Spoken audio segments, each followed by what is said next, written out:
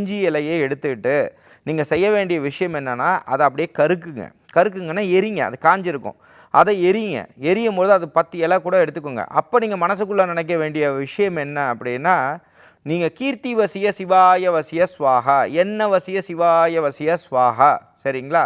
தனவசிய சிவாய வசிய ஸ்வாஹா, சர்வ கடாட்ச வசிய சிவாய வசிய ஸ்வாஹா. இது மாதிரி மனசுக்குள்ளே நினச்சிட்டே வாங்க, நினச்சிக்கிட்டே பண்ணுங்கள். ஏன்னா நீங்கள் அந்த டயத்தில் அதை நீங்கள் பஸ்பமாக்குற நேரத்தில், அதை எரிக்கிற நேரத்தில் சொல்லுங்கள் என்ன பண்ணிகிட்ருக்கீங்க அப்படின்னு நீங்கள் ஃபோனில் பேசிகிட்டு இருந்தீங்கன்னா இந்த பூஜை பண்ணுறதுக்கே அர்த்தம் இல்லை. சில பேர் பூஜை பண்ணும்போது தான் ஃபோன்லேயே பேசிக்கிட்டே பேசுவாங்க. அப்படிலாம் பேசாதீங்க தயவு செஞ்சு. ஸோ அதுக்குன்னு ஒரு 1/2 மணி நேரம் ஒதுக்கும் பொழுது அதுக்கு ஒரு டெடிக்கேட்டடாக உள்ளே போங்க. ஸோ இதை நீங்கள் பண்ணும்பொழுது இந்த மந்திரத்தை சொல்லலாம்.